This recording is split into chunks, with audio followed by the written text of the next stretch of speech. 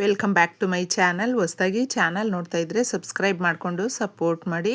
ವಾರಾಹಿ ದೇವಿಯ ಆಶೀರ್ವಾದ ಎಲ್ಲರ ಮೇಲೂ ಇರಲಿ ಅಂತ ವಿಡಿಯೋ ಪ್ರಾರಂಭ ಮಾಡ್ತಾ ಇದ್ದೀನಿ.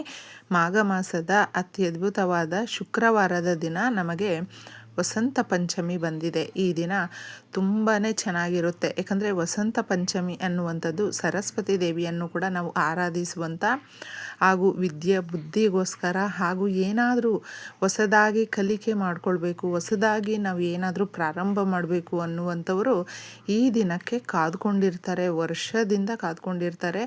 ತುಂಬಾ ಚೆನ್ನಾಗಿರುತ್ತೆ. ಅದು ಶುಕ್ರವಾರ ಬಂದಿದೆ ಸ್ನೇಹಿತರೆ, ಎಲ್ಲರೂ ಕೂಡ ಮಾಡಿಕೊಳ್ಳಿ, ಅತ್ಯದ್ಭುತವಾಗಿರುತ್ತೆ. ಏನೇ ಕೋರಿಕೆಗಳನ್ನು ಈ ದಿನ ಕೇಳಿಕೊಂಡ್ರೆ ತುಪ್ಪದ ದೀಪ ಹಚ್ಚಿ ನಮ್ಮ ಸಮಸ್ಯೆಗಳಾಗಿರಬಹುದು ಅಥವಾ ಕೋರಿಕೆಗಳಾಗಿರಬಹುದು, ಯಾವುದೇ ರೂಪದಲ್ಲಿದ್ದರೂ ಕೂಡ ಅದು ಎಷ್ಟೇ ಸಮಸ್ಯೆಗಳಾಗಿದ್ರೂ ಅದನ್ನು ನಾವು ತೀರಿಸೋದಕ್ಕೆ ಯಾವುದೋ ಒಂದು ಅವಕಾಶ ಅನ್ನೋದು ತಾಯಿ ನಮಗೆ ಕಲ್ಪಿಸಿಕೊಡ್ತಾಳೆ ಅಂತ ಹೇಳಬಹುದು. ಯಾಕಂದರೆ ವಸಂತ ಪಂಚಮಿ ಅನ್ನುವಂಥದ್ದು ತಿಂಗಳಲ್ಲಿ 2 ಸಾರಿ ಬರುತ್ತೆ. ಆದರೆ ವಸಂತ ಪಂಚಮಿ ಅನ್ನುವಂಥದ್ದು ಬಹಳ ದೊಡ್ಡದಾಗಿರುತ್ತೆ. ಪಂಚಮಿ ಅನ್ನುವಂಥದ್ದು ಶ್ರೀ ಮಹಾಲಕ್ಷ್ಮಿಗೆ ಇಷ್ಟವಾಗಿರುವಂಥದ್ದು, ವಾರಾಹಿ ದೇವಿಗೆ ತುಂಬ ಇಷ್ಟಪಡುವಂಥದ್ದು. ಯಾವುದೇ ಕೇಸು ಕಚೇರಿಗಳಿದ್ದರೂ ಹಾಗೂ ಭೂಮಿಗೆ ಸಂಬಂಧಪಟ್ಟಂಥ ವಿವಾದಗಳಿದ್ದರೂ, ಭೂಮಿ ತಗೊಳ್ಬೇಕು ಅಂತ ಆಸೆ ಪಡುವಂಥವರು, ಮನೆ ಕಟ್ಟಬೇಕು ಅನ್ನುವಂಥವರು, ಪ್ರಾಪರ್ಟಿನಲ್ಲಿ ತಂಟೆ ತಕರಾರು ಇದೆ ಅನ್ನುವಂಥವರು, ಪ್ರಾಪರ್ಟಿ ನಮ್ಮ ಹೆಸರಿಗೆ ಬರಬೇಕು ಅಂತ ಬೇಡ್ಕೊಳ್ಳುವಂಥವರು, ಅಥವಾ ಆ ಪ್ರಾಪರ್ಟಿ ನಮ್ಮ ಹೆಸರಲ್ಲೇ ಇದೆ, ನಾವು ಮನೆ ಕಟ್ಟೋದಕ್ಕಾಗೋದಿಲ್ಲ ಅಥವಾ ಅದರಲ್ಲಿ ಏನೂ ಮಾಡೋದಕ್ಕಾಗೋದಿಲ್ಲ, ಅಣ್ಣ ತಮ್ಮಂದರು ಅಕ್ಕ ತಂಗಿರು ಬೇರೆಯವರು ಏನೋ ಒಂದು ಕಿರಿಕ್ ಮಾಡ್ತಾ ಇದ್ದಾರೆ, ಎಲ್ಲವೂ ನಮ್ಮದೇ ಆದಂಥ ಒಂದು ವಸ್ತು ಆಗಿರೋದ್ರಿಂದ ಕೂಡ ನಾವು ಈ ರೀತಿ ಸಮಸ್ಯೆಗಳನ್ನು ಎದುರಿಸ್ತಾ ಇದ್ದೀವಿ ಅನ್ನುವಂಥವರು, ಮುಖ್ಯವಾಗಿ ಭೂಮಿಗೆ ಸಂಬಂಧಪಟ್ಟಂಥದ್ದು ತುಂಬಾ ಚೆನ್ನಾಗಿರುತ್ತೆ. ಒಡವೆಗಳಿಗೆ ಸಂಬಂಧಪಟ್ಟಂತೆ, ಯಾಕಂದರೆ ಈಗಿನ ಕಾಲದಲ್ಲಿ ಸಾಕಷ್ಟು ಮಿಡ್ಲ್ ಕ್ಲಾಸಲ್ಲಿ ಇರುವಂಥವರು ಯಾರೂ ಕೂಡ ಅಷ್ಟೇ ಚಿನ್ನ ಬೆಳ್ಳಿ ಇದನ್ನು ತಗೊಳ್ಳೋದಕ್ಕಾಗೋದಿಲ್ಲ. ಸ್ವಲ್ಪ ನಾವು ಕೂಡಿಟ್ಟು ಸೇವಿಂಗ್ ಮಾಡಿ ತಗೊಳ್ಬಹುದು. ಅಷ್ಟು ಬಿಟ್ಟರೆ ದೊಡ್ಡದಾಗಿ ನಾವು ತಗೊಳ್ಳೋದಕ್ಕೆ ಮಾತ್ರ ಆಗೋದೇ ಇಲ್ಲ ಸ್ನೇಹಿತರೆ. ಅಂತಹವರು ಕೂಡ ಈ ರೀತಿಯ ಪರಿಹಾರವನ್ನು ಮಾಡಿಕೊಂಡ್ರೆ, ಯಾಕಂದರೆ ಶುಕ್ರವಾರ ಬಂದಿದೆ, ಅದು ಮಹಾಲಕ್ಷ್ಮಿಯ ವಾರ ಅಂತ ಕೂಡ ನಾವು ಹೇಳ್ತೀವಿ. ಈ ದಿನ ಈ ಎಲೆಯನ್ನು ಲಕ್ಷ್ಮೀ ದೇವಿಯ ಫೋಟೋ ಇರುತ್ತಲ್ವ ಅದ್ರ ಹಿಂದೆ ಇಟ್ಟರೆ ಸಾಕು, ನಮ್ಮ ಇಷ್ಟಾರ್ಥಗಳು ನೆರವೇರುತ್ತೆ. ಈ ರೀತಿ ನಾವು 7 ವಾರಗಳು ಮಾಡಬೇಕು. ಇದನ್ನು ವಸಂತ ಪಂಚಮಿಯ ದಿನ ಪ್ರಾರಂಭ ಮಾಡಿ, ತುಂಬ ಚೆನ್ನಾಗಿರುತ್ತೆ. ಏನೇ ಸಂಕಲ್ಪ ಮಾಡಿಕೊಂಡ್ರೂ ಕೂಡ ಒಂದಷ್ಟು ವಾರಗಳು ಮಾಡಿ ನೋಡಿ, ನಿಮಗೆ ಯಾವ ರೀತಿ ಆ ತಾಯಿ ಎಷ್ಟು ಕೋರಿಕೆಗಳಿದ್ದರೂ ಕೂಡ ನೆರವೇರಿಸ್ಕೊಡ್ತಾಳೆ ಅಂತ ಇದರಲ್ಲಿ ನಿಮಗೆ ಈ ಪರಿಹಾರ ಮಾಡಿಕೊಳ್ಳುವ ಮುಖಾಂತರ ಗೊತ್ತಾಗುತ್ತೆ.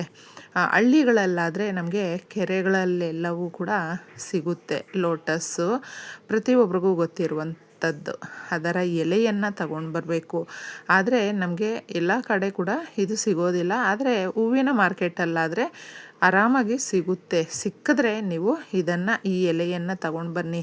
ಶ್ರೀ ಮಹಾಲಕ್ಷ್ಮಿಗೆ ತುಂಬ ಇಷ್ಟವಾಗುವಂಥದ್ದು. ಯಾಕಂದರೆ ತಾಯಿ ಬಂದು ಈ ಕಮಲದ ಹೂವಿನ ಮೇಲೆ ಕೂತಿರುವಂಥದ್ದು. ಅದಕ್ಕೋಸ್ಕರ ಇದರಿಂದ ಮಾಡುವಂಥ ಪರಿಹಾರ ಉತ್ತಮವಾಗಿರುತ್ತೆ. ಅಕಸ್ಮಾತ್ ನಿಮಗೆ ತಾವರೆ ಎಲೆ ಸಿಗಲಿಲ್ಲ ಅಂತ ಹೇಳಿದ್ರೆ, ಆ ಜಾಗದಲ್ಲಿ ಮುಖ್ಯವಾಗಿ ಮತ್ತೊಂದು ಎಲೆ, ಅರಳಿ ಎಲೆ, ಇದನ್ನು ನಾವು ತಗೊಂಡು ಬರಬಹುದು. ಶ್ರೀ ಮಹಾಲಕ್ಷ್ಮಿಯ ವಾರದಲ್ಲಿ ನಾವು ಈ ಮರದಲ್ಲಿ ದೇವತೆಗಳು ನಿವಾಸ ಆಗಿರುವಂಥದ್ದು, ಅಂದರೆ ಬ್ರಹ್ಮ ವಿಷ್ಣು ಮಹೇಶ್ವರ ನೆಲೆಸಿರುವಂಥದ್ದು. ಅರಳಿ ಎಲೆ ಅನ್ನುವಂಥದ್ದು ತುಂಬಾ ಶ್ರೇಷ್ಠವಾಗಿರುತ್ತೆ. ಈ ಎಲೆಯನ್ನು ಕೂಡ ನೀವು ಕೆಳಗಡೆ ಬಿದ್ದಿರುತ್ತಲ್ವ ಆ ಎಲೆಯನ್ನೇ ತಗೊಂಡು ಬಂದರೆ ಸಾಕು ನಾವು. ಯಾಕಂದರೆ ಮರದಲ್ಲಿ ಕೀಳಬೇಕು ಅಂತೇನೂ ಇಲ್ಲ. ಅರಳಿ ಮರದ ಒಂದು ಇದನ್ನು ನೆನಪಲ್ಲಿ ಇಟ್ಕೊಳ್ಳಿ ಸ್ನೇಹಿತರೆ. ಅರಳಿ ಮರದ ಹತ್ರ ಯಾವಾಗಲೂ ಅಷ್ಟೇ ಕೆಳಗಡೆ ಬಿದ್ದಿರುವಂಥ ಎಲೆಗಳು ಕೂಡ ನಮಗೆ ಅಷ್ಟೇ ಚೆನ್ನಾಗಿರುತ್ತೆ. ತಗೊಂಡು ಬಂದು ಪರಿಹಾರಗಳನ್ನು ಮಾಡ್ಕೊಳ್ಬಹುದು. ಇದನ್ನು ನೀವು ತಗೊಂಡು ಬಂದಿದ್ದು ಏನು ಮಾಡಬೇಕು ಅಂದರೆ, ಫಸ್ಟು ಅರಿಶಿಣದ ನೀರಲ್ಲಿ ತೊಳೆದು ಬಿಡಬೇಕು. ನೀಟಾಗಿ ಒಂದು ಚಿಟಿಕೆ ಅಷ್ಟು ಹಾಕ್ಬಿಟ್ಟು ಕ್ಲೀನಾಗಿ ಅದನ್ನು ತೊಳೆದು ಬಿಟ್ಟು, ತಾವರೆ ಎಲೆಯನ್ನು, ಒಂದು ಅರಿಶಿಣವನ್ನು, ಒಂದು ಚೂರು ಸ್ವಲ್ಪ ಗಂಧವನ್ನು ಮಿಕ್ಸ್ ಮಾಡಬೇಕು. ಇದಕ್ಕೆ ಮುಖ್ಯವಾಗಿ ನಾವು ಈ ಒಂದು ಫ್ರೇಗ್ರೆನ್ಸ್ ಇರುತ್ತಲ್ವ, ಪರ್ಫ್ಯೂಮು, ಗಂಧ ಅಥವಾ ಗುಲಾಬಿ, ಮಲ್ಲಿಗೆ ಈ ಥರ ಜಾಸ್ಮಿನ್ನು ಅಂತ ಹೇಳ್ತೀವಲ್ವ, ಆ ಥರ ಫ್ಲೇವರಲ್ಲಿರುವಂಥದ್ದನ್ನು ನೀವು ಸ್ವಲ್ಪ ಹಾಕ್ಕೊಳ್ಬೇಕು ಇದಕ್ಕೆ ಈ ಎಲೆ ಮೇಲೆ. ಇಲ್ಲ ಅದು ಇಲ್ಲ ಅಂತ ಹೇಳಿದ್ರೆ ರೋಸ್ ವಾಟರನ್ನು ಹಾಕಿ ಸಾಕು, ಪರವಾಗಿಲ್ಲ. ಹಾಕ್ಬಿಟ್ಟಿದ್ದೆ ಇದನ್ನು ಮಿಕ್ಸ್ ಮಾಡಿಬಿಟ್ಟು ನಾವು ಸ್ವಸ್ತಿಕ್ಕನ್ನು ಬರಿಬೇಕು. ಸ್ವಸ್ತಿಕ್ ಅನ್ನುವಂಥ ಚಿಹ್ನೆ ನಮ್ಮ ಮನೆಯಲ್ಲಿರುವಂಥ ಕಷ್ಟಗಳನ್ನು, ನಕಾರಾತ್ಮಕ ಶಕ್ತಿಗಳನ್ನು, ನಮ್ಮ ಮೈಂಡಲ್ಲಿ ನಕಾರಾತ್ಮಕ ಆಲೋಚನೆಗಳು ಓಡ್ತಾ ಇದ್ದಾಗ ಅವುಗಳನ್ನು ಪ್ರತಿಯೊಂದು ಕೂಡ ಸಮಸ್ಯೆಗಳನ್ನು ಬಗೆಹರಿಸುವಂಥ ಶಕ್ತಿ ಸ್ವಸ್ತಿಕ್ಕಿಗೆ ಇದೆ. ಅದಕ್ಕೆ ಯಾವಾಗಲೂ ಅಷ್ಟೇ ನಮ್ಮ ಮೇಯ್ನ್ ಎಂಟ್ರೆನ್ಸಲ್ಲಿ ಸ್ವಸ್ತಿಕ್ಕನ್ನು ಯಾರು ಬಾಗಿಲ ಮೇಲೆ ಬಿಡಿಸಿರ್ತಾರೆ ನೋಡಿ, ಅವ್ರಿಗೆ ತುಂಬಾ ಚೆನ್ನಾಗಿರುತ್ತೆ. ಮನೆ ಒಳಗಡೆ ಯಾವುದೇ ರೀತಿಯ ಕೆಟ್ಟ ಶಕ್ತಿಗಳು ಬರೋದಿಲ್ಲ ಅನ್ನುವಂಥದ್ದು. ಆ ಥರ ನಾವು ಇದನ್ನು ಬರೆದುಬಿಟ್ಟು ತದನಂತರ ಇದರ ಮೇಲೆ ಪಚ್ಚ ಕರ್ಪೂರದ ಪುಡಿಯನ್ನು ಹಾಕಬೇಕು. ಪಚ್ಚ ಕರ್ಪೂರ ಯಾವ ಜಾಗದಲ್ಲಿ ಇರುತ್ತೋ ಆ ಜಾಗದಲ್ಲಿ ಹಣಕಾಸಿನ ಸಮಸ್ಯೆಗಳು ಇರೋದಿಲ್ಲ. ಹಣಕಾಸು ಅನ್ನುವಂಥದ್ದು ನಮಗೆ ಅಟ್ರ್ಯಾಕ್ಟ್ ಆಗುತ್ತೆ. ಬೇಗ ದುಡ್ಡು ಅನ್ನೋದು ಹುಡುಕೊಂಡು 4 ಕಡೆಯಿಂದ ಬರುವಂಥ ಸಾಧ್ಯತೆಗಳು ಜಾಸ್ತಿ ಇರುತ್ತೆ.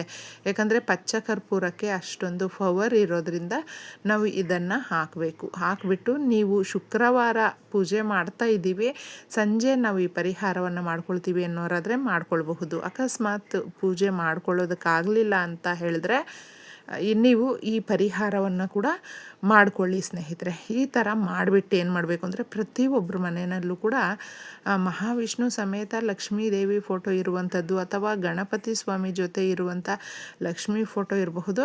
ಸಿಂಗಲ್ಲಾಗೆ ಇದ್ದರೂ ಕೂಡ ಪರವಾಗಿಲ್ಲ. ಲಕ್ಷ್ಮೀ ದೇವಿಯ ಫೋಟೋ ಒಟ್ಟಿನಲ್ಲಿ ಇದ್ದರೆ, ವಿಗ್ರಹ ಇದ್ದರೂ ಪರವಾಗಿಲ್ಲ, ನೀವು ಈ ಥರ ಇದನ್ನು ಒಂದು ಪ್ಲೇಟಲ್ಲಿ ಅರೇಂಜ್ ಮಾಡಿ. ಇಷ್ಟೇ, ಇದಕ್ಕೆ ತುಂಬ ಶಕ್ತಿ ಇದೆ. ಈ ಥರ ನಾವು ಮಾಡಿ ಸಂಕಲ್ಪ ಮಾಡಿಕೊಂಡು ಕೇಳಿಕೊಂಡು ಒಂದು ಕನಿಷ್ಠ ಒಂದು 7 ವಾರಗಳು ಏನಾದರೂ ಮಾಡ್ಕೊಂಡ್ಬಿಟ್ರೆ ಏನು ಕೇಳ್ಕೊಂಡಿರ್ತೀರ ನೋಡಿ ಅದು ನೆರವೇರುತ್ತೆ ಸ್ನೇಹಿತರೆ.